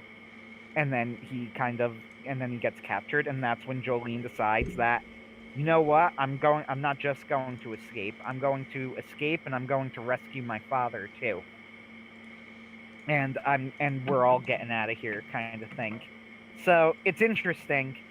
Like, I think but the trigger there was Jolene realizing that her father didn't abandon her, that he clearly must have had a reason, even if she didn't understand it, for doing what he did, and that in the moment of highest danger and highest crisis, when she thought that he had just left her behind, that he was willing to, without hesitation, give up his life for her. and have no regrets about it at all. And that's what triggers Jolene to kind of forgive her father. And I think it's an earned moment. And the reason I think it's an earned moment is because we see Jotaro make that sacrifice. It also Mm-hmm. leads to one of the greatest panels in all of JoJo ever later, when Whitesnake tries to kill Jolene, and then you just see time freeze for a moment, and Jotaro shows up cradling her, Oh and yeah. you just are like, yeah, the shit's gotten real type moment. Uh, so I think it's earned for that reason. So is Jotaro a good father? Well, he's probably in that vein of fathers who were stuck in difficult situations and probably could have handled things better than they did. But also, it's difficult to judge. Yeah. Now, how about Joseph and Josuke? Goku as a father, terrible father, F tier father. Not even in a Is meme. he? Yeah, he's I pretty. don't like I don't like Dragon Ball, so So, I can't say. so hold on. Before we do that, before we get lost in the weeds. So, as I understand the plotline of Attack on Titan, Eren Yeager's father basically injects him with the super serum that would allow him to pilot the flesh mechas of Titans. Because Attack on Titan is, as everyone knows, a mecha show. Of course. What it does though is that it sets his son on a path of nihilism, and a pretty bad path of nihilism. It's actually pretty realistic from what I've seen of it. You know, he starts going down, he gets crazier and crazier, he has all these issues, and his issues keep growing and growing, and eventually he basically tries to destroy the world, and he does it in a sort of like childlike glee. And not like, hee, I'm crazy, but in the sense of, it's a wonderful day I because I'm. really should. Hmm? Sorry, you cut out for a moment, and I didn't realize you did because I thought you just stopped talking. No, So I keep going. just get a new laptop. Just get a new I laptop. will. I will. Please. Alright. Okay, so he sets his son on a path of nihilism. Alright, so the thing with that, you know, if we're going to point out a problem with it as a dad specifically, is that he was obsessed with his damage and passed that damage on to his son more than was necessary. Honestly, most of Attack on Titan was completely unnecessary. But they've got the Titan stuff and the Wall Titans. Who cares? They're going to be on their island forever, and nobody's going to do anything about it. Like, there were so many different things going on with that stuff that it was like, but racism, but this, but a Jewish metaphor. You know, like all this different stuff that, you know, you just see me doing the SpongeBob meme. What? You know, with it stuff. You can't just say Eldens are Jews. I assume that's how that's spoken. And it all kind of comes together to create kind of an unrealistic world that Eren tries to burn down. I assume that there's only one race of mankind on the entire world, because otherwise, it just kind of gets weirder and weirder and weirder the more you think about it. But Jaeger Dad essentially destroys his son for his own petty revenge, and then he hangs around as the Beast Titan, I think, which is major spoilers, to more or less keep things going and keep the chaos rolling, to get revenge on these people. Like, he's half, like, sometimes it's implied that he's angry about his wife dying. The other half, he kind of half orchestrated his wife dying. You know, like, it's kind of a mess. It's kind of weak, from what I've seen of it, and it destroys his son. So he's a bad dad. Goku, though. Goku is a bad dad for the simple reason that he often abandons his son and is a classic narcissist. Goku is such a narcissist that it drives sets my teeth on edge. He's always talking about himself and his power. He's always doing things of his own volition and without care for anyone else. And sure, that's that free spirit stuff. But by the time of Dragon Ball Z, it just kind of gets ridiculous. He sends, hey, Mega Buster Shepherd, well, that's because you're not on Twitter. Get back in the cesspit. We're still talking. Um, he's not like verbally abusive or anything like that, but he's neglectful. You know, he's not there for his son. He sends his son to train under Piccolo. Hey, your dad's the greatest warrior in the universe, or in the top 10 at least for the multiverse. Man, straight up abuses that boy. I could see that too. I could see that too. Uh, you know, it's just it's just not good. It's just not good under any circumstances. And there's no like good way to put it for a lot of this stuff. And I kind of wish there was, because everyone kind of, ooh, why are you dying? What? Huh. All right. Goku and Vegeta are not good dads. Gohan is a better father. Sure. I never really watched Dragon Ball Z, but every time I do see a little bit of it, it just kind of drives me crazy, and I hate it. So yeah, there's that. That's my two piece about that. Um, I'm looking through uh, my Gohan is great dad. So is Krillin. There's things I could say, you know, like Krillin. I don't like him. Uh, let's see here. All right, bad dads. How do you, Anthony? How do you rate King Arthur? How do you rate King Arthur as a father? Yes. I don't really think he knew his son very well.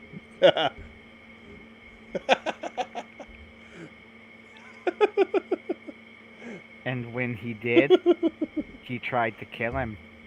I'm gonna put him in the C tier. Right, right. Good man, bad father. Good king. Maybe if he knew him earlier, could have worked out. I don't know. Right. Yeah, sure, I could believe that. Oh, she survived. Good. Portrayed his best girl.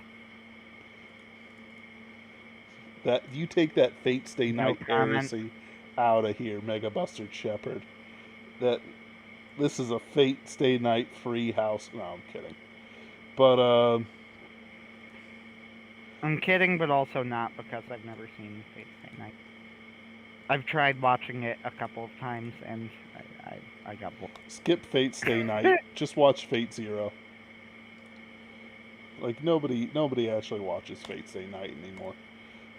Like they just don't. I know Digibro did a few videos on it where he basically said, sure, it's convoluted and impossible to understand, but it's kind of enjoyable. Right. And fair enough, I guess. I did try watching Unlimited Blade Works, but the problem is that there are two versions of Unlimited Blade Works, and only the one that I wasn't interested in was available. There was a movie version that was animated by Ufotable, which is the Demon Slayer team, and there's a TV show version that's animated by not Ufotable, and I don't care. And I thought I was watching the Ufotable version until I realized that the animation wasn't nearly good enough for that. And that's when I found out the distinction, and I could not find the Ufotable version of it, and I'm still annoyed by that. So the Fate universe has been soured for me because of that experience. You know, next year Though, we're actually gonna have to. Yeah. Fate Zero is probably great. It is actually. It's one of my favorite animes. Terrible dads in that one, though. The dad who shows up in it is pretty good. Like the dad who's the master of Arthur is pretty good. Let's see here. I just watched a show called The Stockholms by Explosives Entertainment. Uh, and basically, it's this guy who robs a bank, but Stockholms these people into believing that they're a family. And they're stuck in a bank with what the That's police trying to get them. And it's the usual sitcom hilarity to the point where the cops start treating it like a sitcom. Though the best joke is saved for the end when his getaway driver comes in. And he's like, "What are you doing with the family? You've left me stuck in a car that only plays Mambo number 5, Lou Bega's only greatest hit." Then he spends the entire rest of the episode speaking in the tune of Mambo number 5, the getaway driver. It's it's funny. It's the best part of it. I firmly believe that they came up with this joke first and then built the entire series around it to house it like a pagan temple. Rome is also a terrible father to Italy and Italia. BS. Italy is a failed state of its own accord. You can't blame Rome for being for the state of Italy today. Though I'm sure it's different in Italia. I just don't. It's a little, and may Allah forgive me for uttering such a haram statement. Italia is a little gay, and I don't want to read it. I Or know nothing about any of this. it's This all is all dudes with like romance. It's kind of like it's not really about romance, but it's kind of like for girls who like the idea of the romance, you know. um that's a good one. Ed's dad from Bebop man says. I don't have it. Uh Mhm.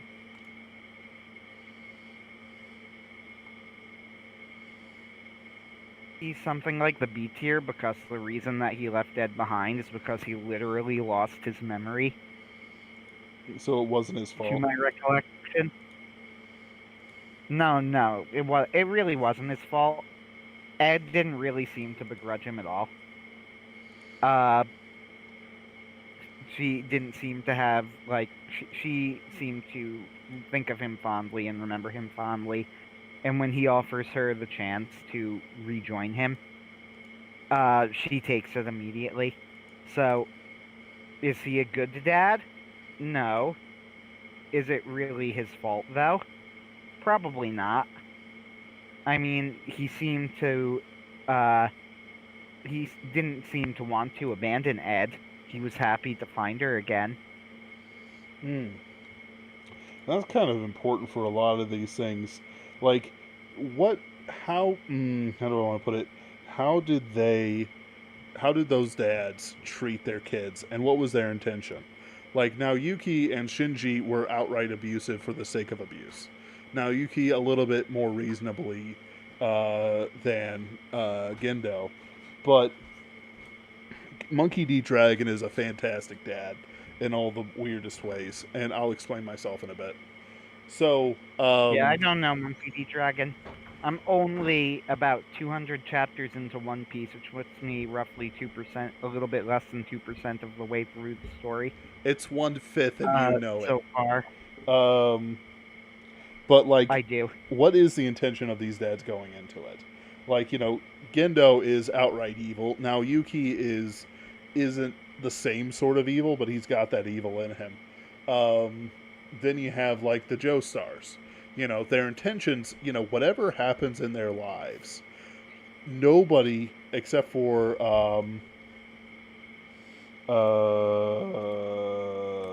what's going on? What did I hear? I don't know where you're going with this, man, so Okay, I can't help you. it's the intention of the dad. Where Jotaro and all that jazz, they had no intention of hurting their kids. They wanted the best for him. George wanted the best for Jonathan. Jonathan would have wanted the best for George. So on, so forth down the line. But heroism got in the way, and they had to deal with something, and usually die die heroically. The same with like the Zappellis. Like Caesar Zappelli's dad sacrificed himself for Caesar Zappelli, even though it's implied that he didn't even know who his son was. It was a legacy of heroism that put Caesar on the right track. Um, and even though it doesn't feel like he's a very heroic character, I believe that Giro Zappelli's dad was on the side of good. Um, and a whole bunch of other things. Now, Monkey D. Dragon is actually one of the best dads for Monkey D. Luffy, but would be a terrible father outside of context. The thing with that is that he left Monkey D. Luffy with multiple people who could be his friends and who could keep up with him and encourage him to do more, like Portagast the Ace. He protected a lot of people under his command and left a legacy that wasn't directly beneficial to Monkey D. Luffy. It's like it's a weird thing. Like Monkey D. Luffy needed freedom.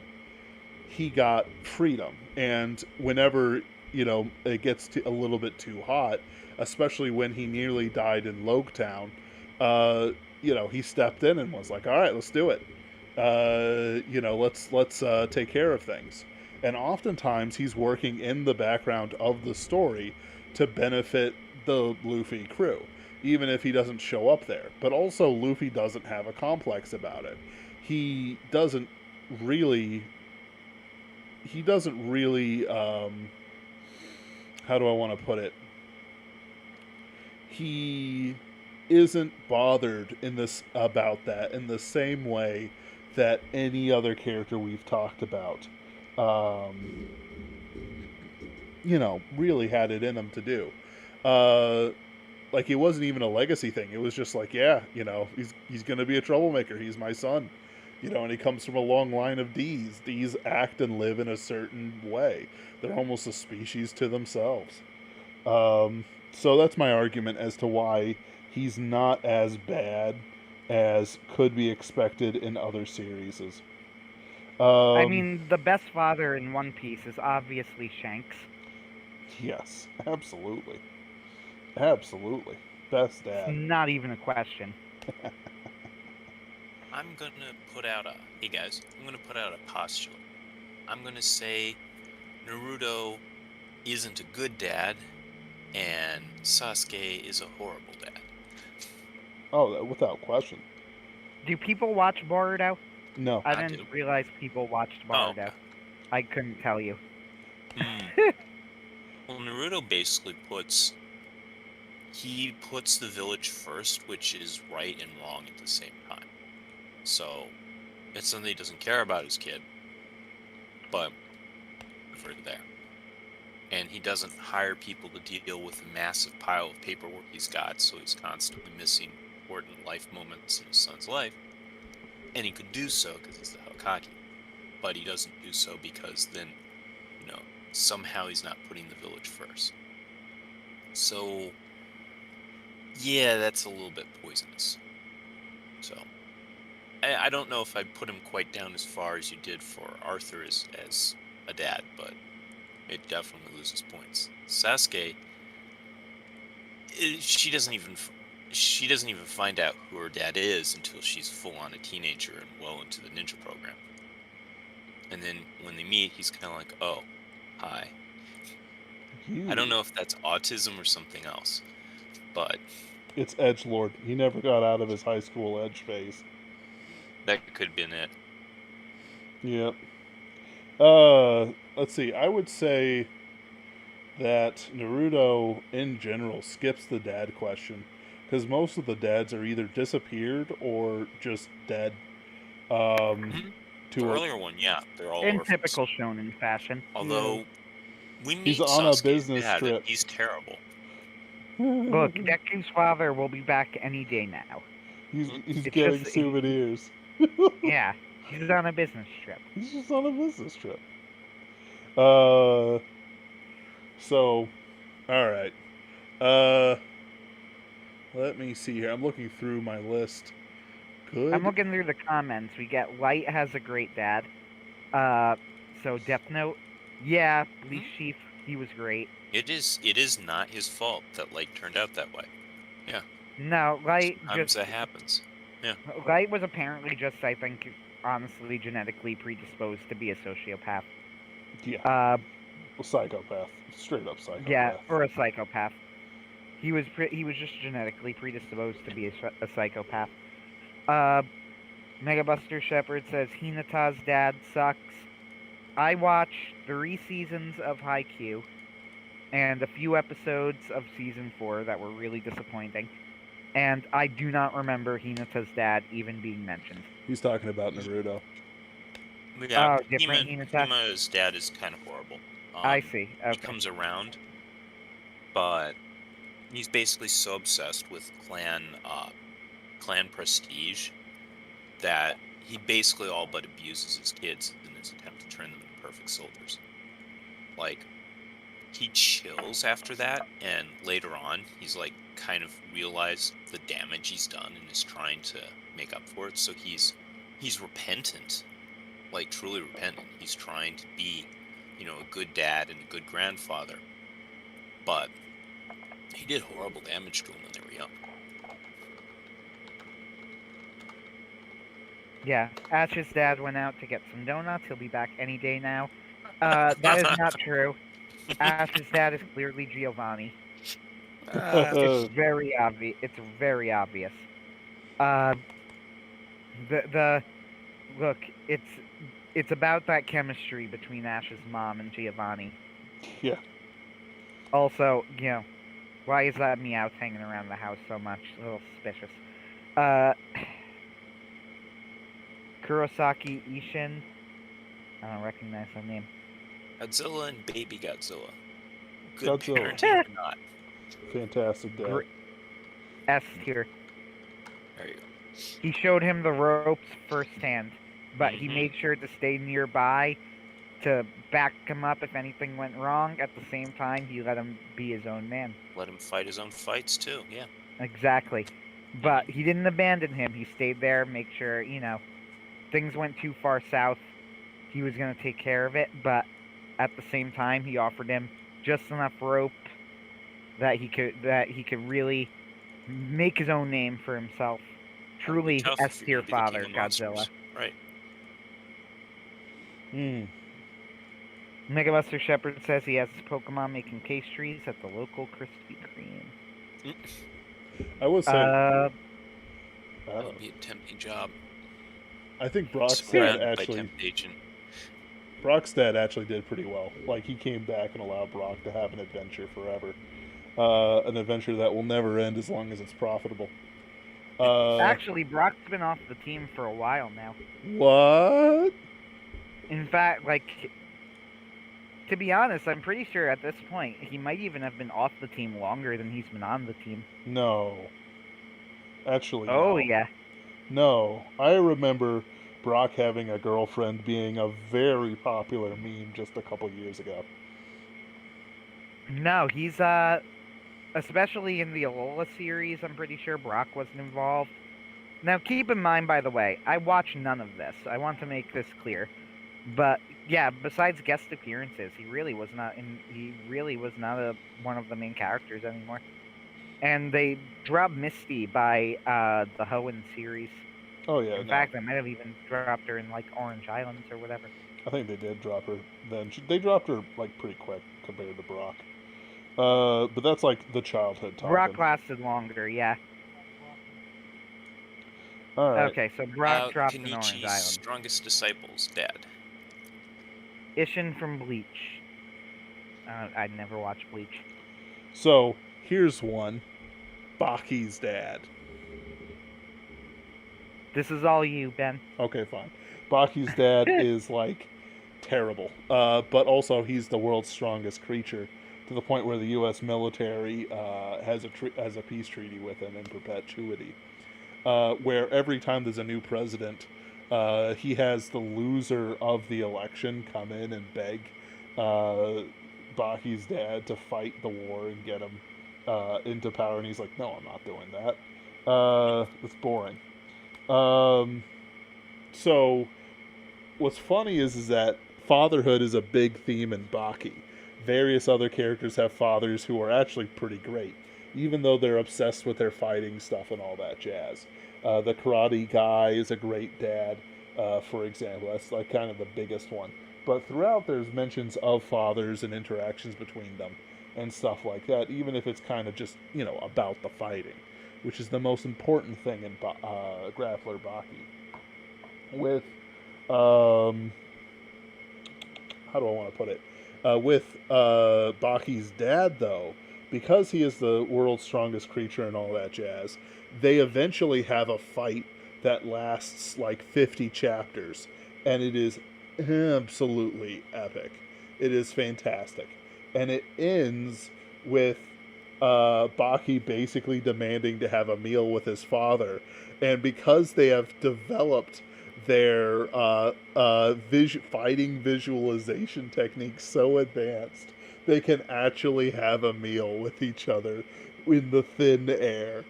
And it is such nonsense. But at the end of it, Baki sits there, he eats some of it, and then he flips the table in his father's face because the miso was bad. Uh, I don't even really understand what went on with that, and it's been a bit since I've read that part. But essentially, like they had an imaginary meal with each other, and then Baki flipped the table because the miso was bad, and then his dad was like, "What?" And then they wandered off from each other because Baki, you know, was beaten to all hell. Um, so yeah, kind of a bad dad, but not Shinji tier. Uh, yeah, it's a good series though. You should definitely check out Grappler Baki. I know that they actually have adapted a pretty decent amount of it. Yep, they've adapted a few things, and they're pretty good fight scenes. Like, I'm kind of disappointed because Record of Ragnarok um, was pretty annoying, but So that came out, huh? I didn't even yeah, realize it was out already. it's I've good in been parts. looking It's forward more to bad. Pluto. I keep forgetting that Pluto's going to be a thing. I am looking forward to that. Yeah, I'm very interested in seeing something like Pluto adapted. Uh, Mostly I'm just disappointed that My Hero Academia is holding off on the MVA arc, which is the second best arc in the manga, Wow. to the war arc. And so in the show, they start off with the extremely boring, nobody cares joint training arc. And honestly, it's not that bad. It's just like, okay, fine, just get through it. And I remember even when it was happening, this was considered like a low point of the manga. And Mm-hmm. and then and then the manga followed it up with the incredible My Villain Academia arc. Uh, and the My Villain Academia arc is amazing. You want to talk about bad fathers? How about Shigaraki's father? Right. uh, he was pretty bad. But yeah, the My Villain Academia arc is absolutely amazing, and probably my second favorite arc in the entire manga to the war arc. That comes a little bit later. And I have been so psyched for them to finally adapt My Villain Academia and the freaking anime. And I've even been excited because, like, it looks as if the anime is doing a much better job adapting the material this year than they did in season 4, which had a lot of, like, pretty disappointing fights. Like, the Gentle fight was pretty disappointing, and the Mirio fight was pretty disappointing. I mean, it Mm-hmm. wasn't a total loss because we got the incredible Endeavor versus High End fight, which was, like, better than I think anybody could have asked for, but it still felt like there were definitely too many compromises made. So I was Yeah. kind of wary, but then they start off season 5 and they're doing this arc that nobody cares about, but they're actually doing a pretty good job adapting it. Like, the quality of the animation is pretty good, so I've been super, super psyched to see what they're going to do with the war arc. And then they just skip it and go to the Endeavor Agency arc, which isn't quite at the nobody cares level of the joint training arc, but it's still like, what we're all waiting for. Mm-hmm. Bones knows. So I don't know why they're holding off on it. I don't know what their game plan is. Maybe they needed more time to work on it.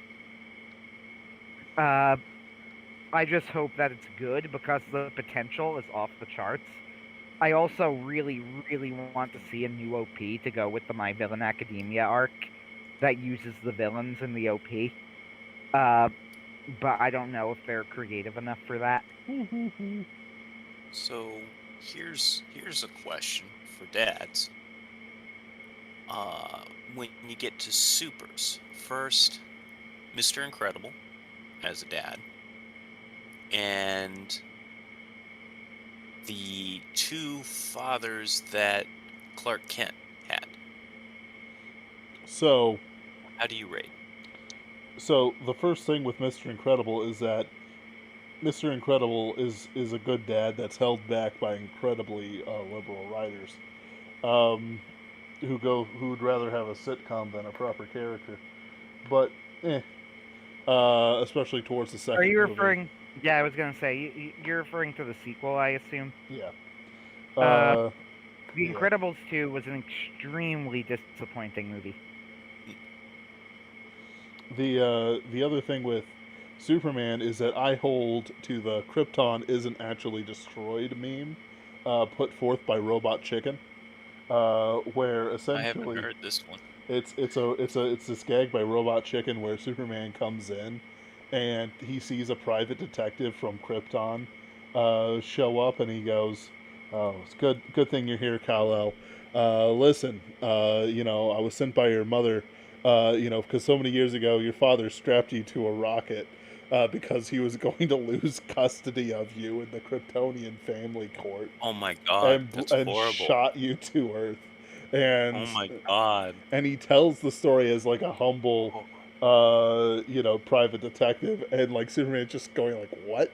oh What?" my gosh. It's great. That's that's like the worst thing ever. Batman is a Oh. terrible, terrible father. I Yes, mean, Batman would make a terrible father. he is a I haven't terrible seen father. any story where he's actually like the Robins don't really count. He's No. a good father to Terry McGinnis. Hmm. Ooh. Flip Ooh. side, that he's Terry McGinnis's dad is stupid, and I hate it. Hmm. But he is a good father to him. Yeah, I could see that. It was He's a dumb learned. change and a stupid retcon, and Not it didn't so make any much. sense, and Cyclops I is a hated bad it. dad. Cyclops was a bad dad? I don't know. I don't know enough about Cyclops. Okay. It got weird. I didn't For even some know he reason, had kids. yeah, no, they eventually had kids and they were apparently such super mutants that they were like running off and getting into like crazy adventure, life and death adventures when they were like 6. Got So, kidnapped like 12 times by various things. It's like you're bad at your job, Scott. Dude, Just kill one of them. Just kill one of them so they never mess with your family again. Hmm. so Hugs Online responds to our incredible two's commentary with what and then question mark exclamation point. At least I think that's what she's responding to. I'm actually not sure because we said because she also says Incredibles 2 is pretty unincredible. Women Which don't is watch this show, Anthony. It's a he. It's always going to be a he, no matter what the name is. it's not true. We got Fiona Wolf occasionally. It's true. It's true. All right, I take it back. Uh, yeah. Could be a he. Anyway, point is, whoever you are, Incredibles 2 was not a good movie. I'll stop short of calling it terrible. So, the scene where Elastigirl goes after the train on the Elastabike is actually like an incredible action scene. Legitimately probably one of my favorite action scenes ever. And it honestly makes like all Fantastic Four movies that use stretching powers and puts them to shame with how creatively it uses her stretching powers in the chase scene. And that's basically it. That's pretty much all I like about that movie. That, and I think the Jack scenes are pretty funny. Yeah. And that's it. I don't really like anything else in the movie. Tugs Online says I'm gonna act as interpretive art, and you figure that out. I actually still don't get it. Like, I unironically still don't get it, so I'm just gonna move on and pretend that I do. Of course, I understand now. Anyway. The Horn Rat is a great dad, I guess. What's that from? Warhammer. I'm playing the vampires, because I absolutely hate playing as the Skaven or against the Skaven. I literally go, do they have a weapons team which will shoot me from afar? Yes. Then I'm going the opposite direction. I don't want to fight this out. It's so. Anyway, my troubles with Ratman aside. Let's see here. Bradford Walker says Tarzan is a good father to his kids. Granted, they still turned out to be adventuring chads like him, but still. John Carter was a good father to his son Cathoris. John Carter was a good dad. And I would say that the Jednak of Helium was a good dad to Deja Thoris. Just proving the power of a good dad in a heroic character. Let's see, kicking things around. Nietzsche's strongest disciple. I would argue Kenichi's dad is decent dad. Not perfect, but maybe at least B tier. Because when he found out Kenichi was getting his ass kicked constantly, and he joined the martial arts club, he was like, "Good work, son. Keep practicing."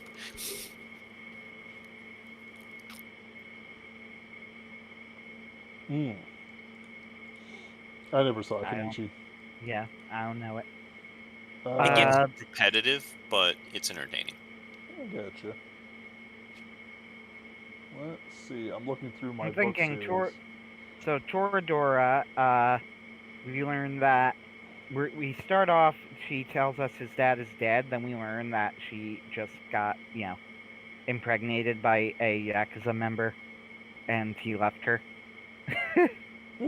Which is actually funnier.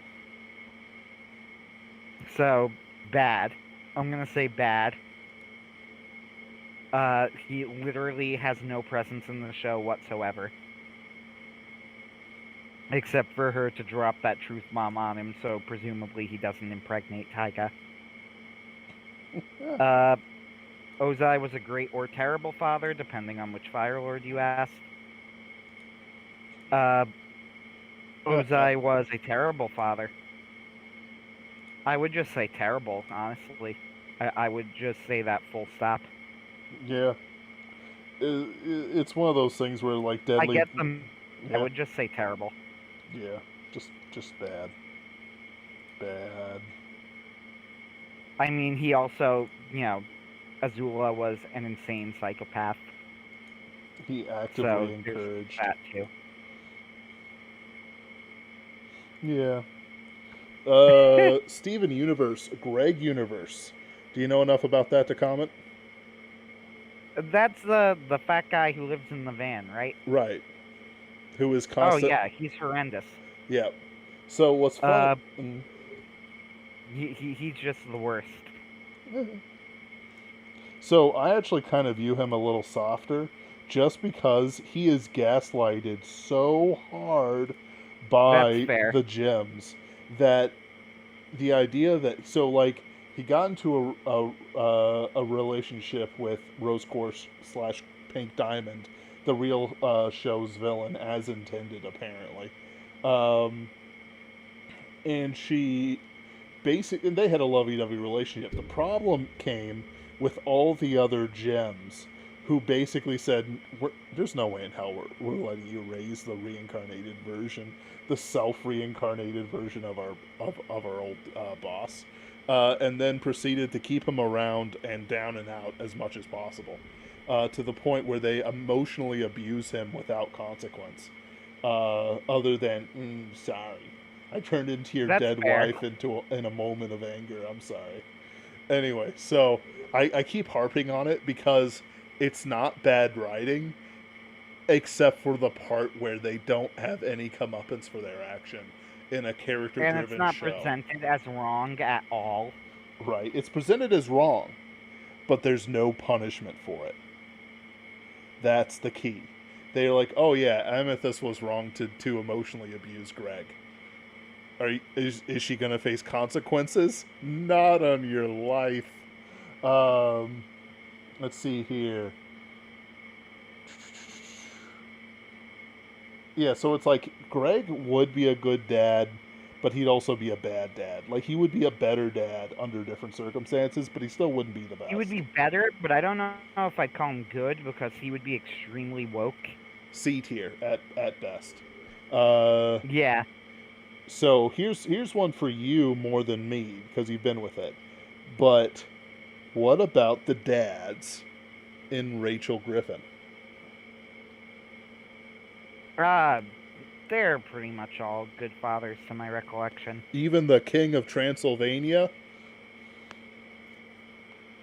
Who was the King of Transylvania? Dred's dad. Like, what was his role? He was Dred's father.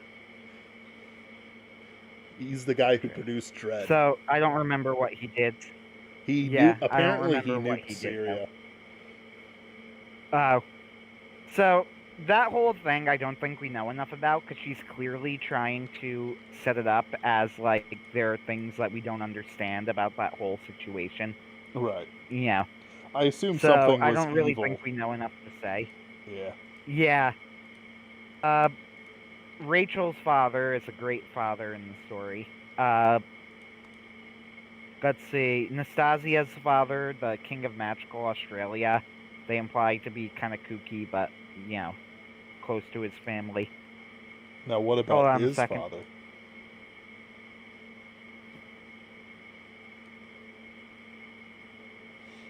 Hold on a second.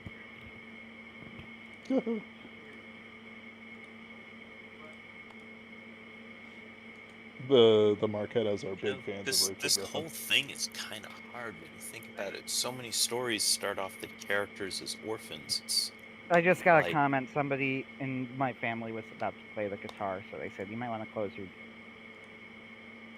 Yeah, it's past Door. 8 o'clock. But we don't... You think the orphan thing Not is that long overused? left, anyway. It's just occurred to me so many characters end up being orphans in these stories. And I'm wondering if people overuse this trope for heroes as the way to get them out of the family and off on adventures on their own. I mean, there's a strong argument for it as being both overused and kind of not where it needs to be. I tend to not have my characters orphans, or I keep the dad in the picture.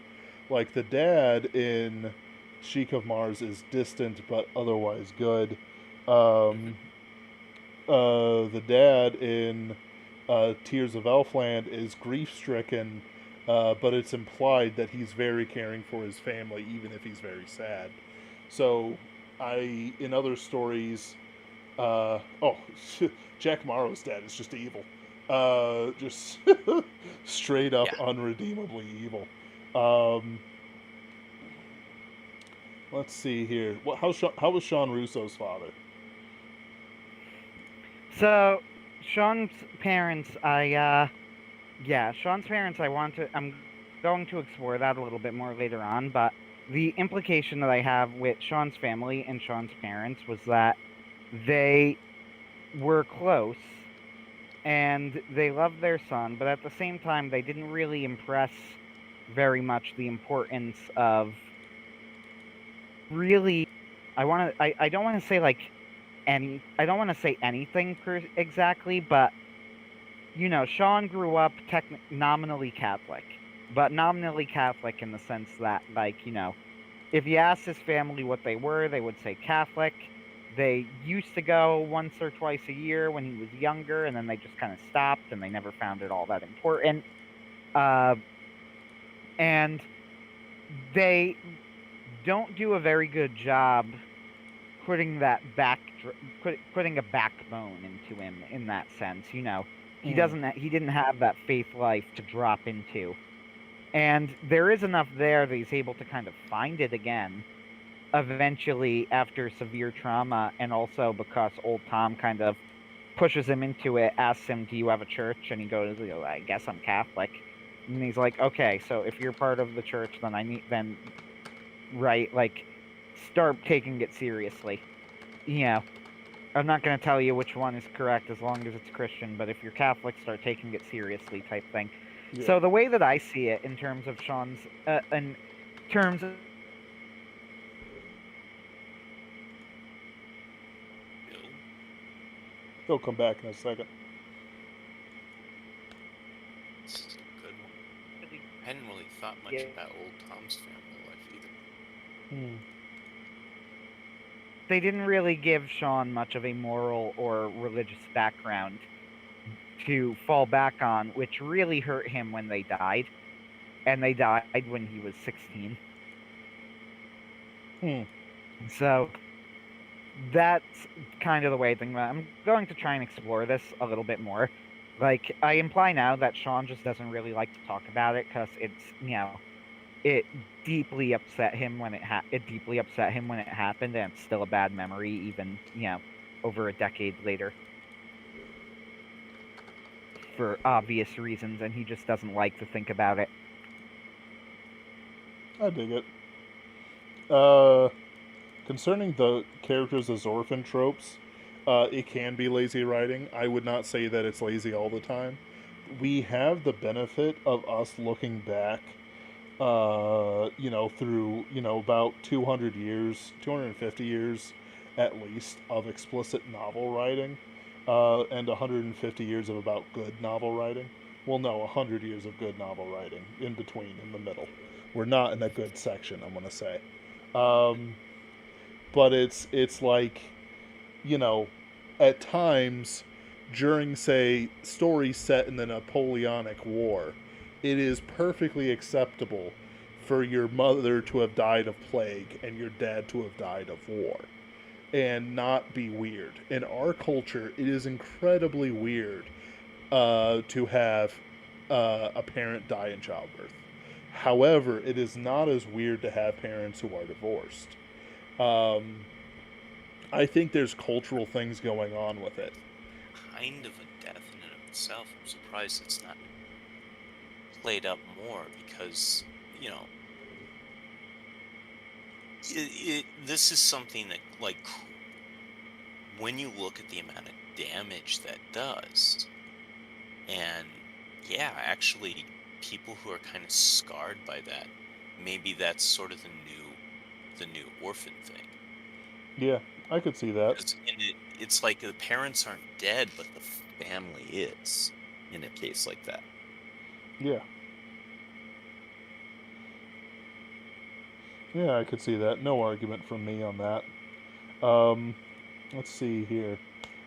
We're past 8 o'clock, and I gotta go do squats, and I'm not looking forward to it.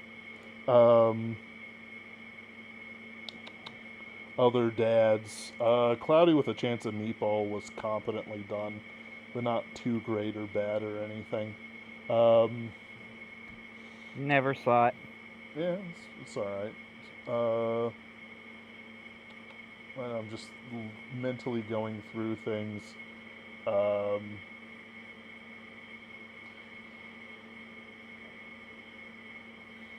didn't much like the dad out of Empire of Silence. He was okay, but he just wasn't there. It's all the problems of a deadly decadent court that we talked about earlier in the stream. Yeah, Hadrian Marlowe's dad is genuinely bad at being a dad. Like, Yeah. he orders a designer kids, the kid bashes the genes together however he wants them to go, and was basically, with both of his sons, was like, if you guys don't turn out right, I can always get rid of you and order new ones. That's not very good dad work right there. In terms of training them, good points. He hired expert tutors, trained him in swordsmanship, tactics, languages, history, all this kind of stuff. But also, like you said, he was never there. And Yeah. that's really kind of it. Like, even Omni-Man comes out as a better dad, because at least he was there. He was a murder psychopath, but he did spend quality time with his son. Yep. Let's see here. David, thank you for joining us. Anthony, do you have a final word for us? Nope. Cool. I guess I'll close this out. All right, guys. It's been a pretty good stream. Uh, I guess I'll finish it off with the damage you received as kids will get passed on if you don't make a concerted effort to be better than what you were in the past, than what you received in the past. Stewardship goes for both the bad and the good. We need to prune away the bad and provide the good. The boomers only kept whatever they wanted and did not give 1 ounce of a damn about their kids. We will be doing better, and whatever they dropped will pick up and will pass on better than we ever received it, which is saying something because we didn't receive it at all. We have to consciously pick it up. But yeah, don't pass on that damage. Have a good night, guys. There we go.